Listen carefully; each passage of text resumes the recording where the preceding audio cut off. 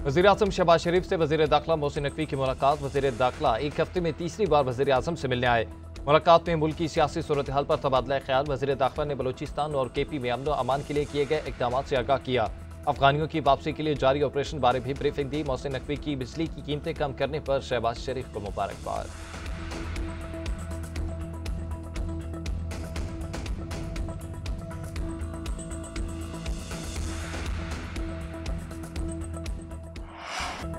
PTI के अंदरूनी इख्तलाफात और एक दूसरे के खिलाफ बयानबाजी। पार्टी में इख्तलाफात खत्म कराने के लिए डीए खान, इस्लामाबाद, पेशावर और मर्दान में अहम रहनुमाओं की मुलाकातें। वज़ीर आला अली अमीन गंडापुर, आतिफ खान, तैमूर सलीम झगड़ा और दीगर मरकजी रहनुमाओं के राब्ते। एक दूसरे के खिलाफ बयानबाजी से रोकने की दरख्वास्त। शिबली फराज, उमर अयूब और कई मरकजी कायदीन की भी फरीकैन को करीब लाने की कोशिशें। मरकजी क़यादत की कोशिशों के बाद अली अमीन गंडापुर की सख्त मौक़िफ़ न अपनाने की यकीन दहानी। उधर चेयरमैन पीटीआई बैरिस्टर गौहर का भी एक्शन। अरकान पार्लियामेंट और पार्टी रहनुमाओं को अवामी सतह पर इख्तलाफात का इजहार करने से रोक दिया।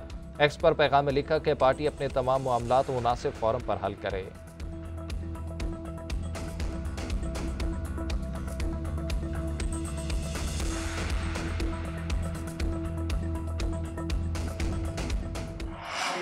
ने अपने वजीर खजाना जो है केपी का बताया कि 78 करोड़ रुपए खा गया। पीटीआई वालों ने उसके ऊपर जो है तहरीक पेश की है अपनी पार्टी के अंदर। यानी अब खुद एक दूसरे को चोर कहना शुरू कर दिया है पीटीआई वालों ने कि मेरी पार्टी नहीं जाएगी तब तक मीटिंग के अंदर जब तक मुझे नहीं लेके जाएंगे। मुझे बताएं पीटीआई का कोई कैंडिडेट तूलो अर्ज में पाकिस्तान के जिन्हें बंदे ने उन्हें फैक्शन हो गए ने उन्हें टुकड़े हो गए ने पार्टी दे। पीटीआई वालों ने एक दूसरे को चोर कहना शुरू कर दिया। वजीर दिफा ख्वाजा आसिफ के बानी चेयरमैन पर लफ्ज़ी वार बैनुल अक़वामी चोर करार दे दिया। सियालकोट में तकरीब से खिताब करते हुए कहा कि जब ये वजीर आज़म थे तो सिक्योरिटी सूरत हाल पर मीटिंग में नहीं आते थे, अब कैदी हैं और कहता है कि सिक्योरिटी मीटिंग में मुझे लेकर जाओ। इनकी पार्टी टुकड़ों में तकसीम हो चुकी है। हम किसी का बुरा नहीं चाहते, मुल्क का भला चाहते हैं। मुल्क की मैशत के हवाले से बात करते हुए कहा कि हुकूमती पॉलिसियों की बदौलत महंगाई की शरह में कमी आई। कोई सोच भी नहीं सकता था कि मुल्क में बिजली सस्ती होगी।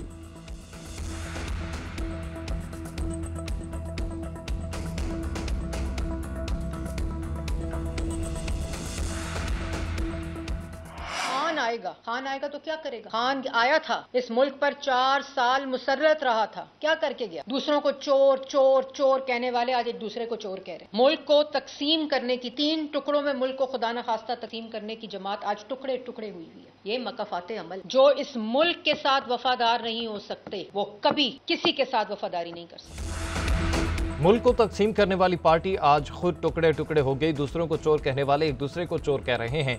पंजाब की सीनियर वजीर मरियम औरंगजेब तहरीक इंसाफ पर बरस पड़ी। प्रेस कॉन्फ्रेंस में कहा कि नाम निहाद तब्दीली के मंसूबे ने मुल्क को हर शोबे में पीछे धकेल दिया।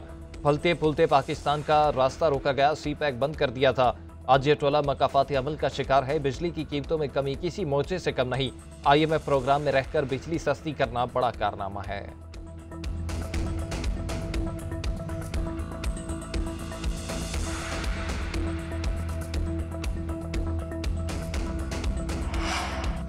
कुछ अनासर ने सियासी मफाद के लिए मुल्की मफादात को दांव पर लगाया। अवाम जानते हैं कि IMF प्रोग्राम रुकवाने के लिए खतूत लिखे गए। मुश्किल वक्त में वज़ीर आज़म ने सियासत नहीं रियासत का नारा लगाया। हमने रियासती मफाद को तरजीह देते हुए सियासी नुकसान को बलाए ताक रखा। वज़ीर इत्तलात अताउल्लाह तारड़ की मीडिया से गुफ्तगू बोले, वज़ीर आज़म ने बिजली सस्ती करने का वादा पूरा कर दिखाया।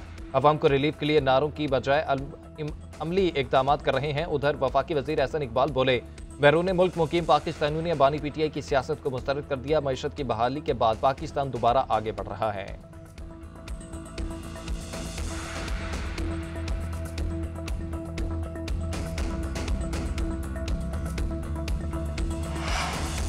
अख्तर मेंगल ने कोयटा की तरफ लॉन्ग मार्च किया तो गिरफ्तार कर लेंगे। तर्जुमान बलूचिस्तान हुकूमत ने खबरदार कर दिया। शाहिद रिंद का कहना है कि इंतजामिया ने सुबह 6 बजे गिरफ्तारी के हुक्मनामे से आगाह कर दिया था, लेकिन अख्तर मेंगल ने गिरफ्तारी देने से इनकार किया। कौमी शाहराहों की बंदिश की कॉल शहरियों की मुश्किलात में इजाफा करना है।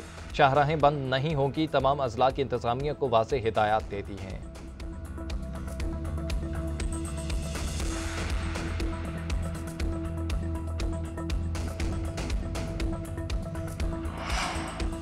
शोबा मादनियात में ताउन को फरोग। सीनियर अमरीकी ओहदेदार आइंदा हफ्ते पाकिस्तान पहुंचेंगे। अमरीकी सफारत खाने के मुताबिक एरिक मायर 8 से 10 अप्रैल तक इस्लामाबाद का दौरा करेंगे। अमरीकी वक्त में मुख्तलिफ इदारों के नुमाइंदे शामिल होंगे। पाकिस्तानी हुकाम से अहम मुलाकातें होंगी। पाकिस्तान मिनरल्स इन्वेस्टमेंट फोरम में भी शिरकत करेंगे। दौरे का मकसद कीमती मादनियात के शोबे में अमरीकी मफादात को फरोग देना है। पाक अमरीका इंसदाद दहशतगर्दी ताउन बढ़ाने से मुतल्लिक अमूर पर भी बातचीत होगी।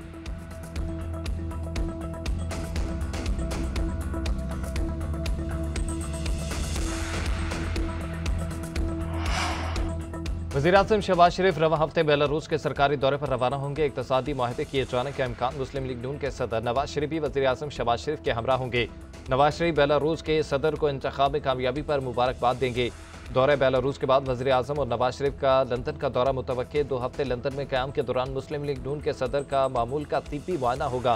नवाज शरीफ ओवरसीज़ कन्वेंशन से भी खिताब करेंगे।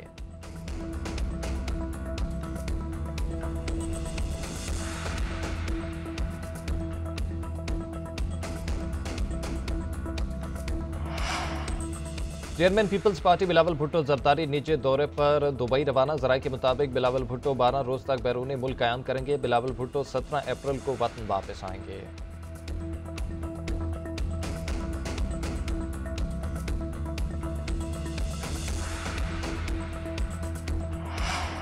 पंजाब में मुख्तलिफ ट्रैफिक हादसा, 17 जाने ले गए, 20 के करीब जख्मी। फैसलाबाद में तेज रफ्तार बस रक्शे पर चढ़ दौड़ी, एक ही खानदान के 11 अफराद जाँ बहक, 6 जख्मी।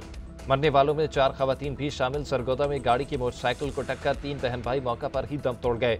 16 साला अजान अली, 10 साला फिजान और 12 साला ईमान फातमा शामिल। मुल्तान में कंटेनर और वैन में तसादुम हादसे में 3 अफराद जाँ बहक, 12 जख्मी हुए।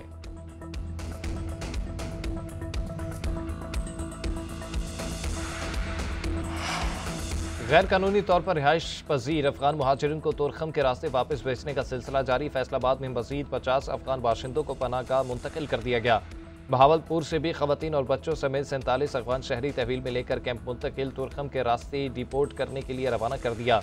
किला अब्दुल्ला से 150 से जायद गैर कानूनी बाशिंदे गिरफ्तार किए गए। अफगान बाशिंदों की अफगानिस्तान वापसी के इंतजाम कर दिए गए।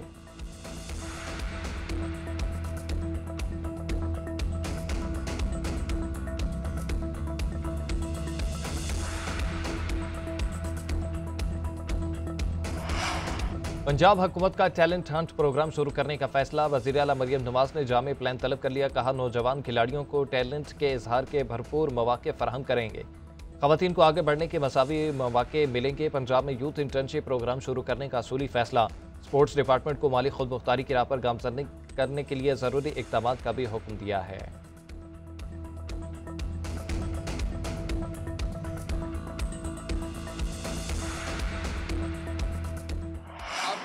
चूँकि इंटरनेशनल सतह पर जो डॉलर का रेट और बाकी इन्फ्लेशन ये सारी चीज़ें शामिल करके ठीक है, हज जो है 10,50,000 तक चला गया और शॉर्ट टर्म जो है 11,50,000। जो सरकारी हज स्कीम के तहत तकरीबन 90,000 हाजी जाएंगे और इसमें उनके इंतजामात आखिरी मराहल में ये जो फ़्लाइटें इंशाअल्लाह तकरीबन 28 मई से शुरू हो जाएंगी।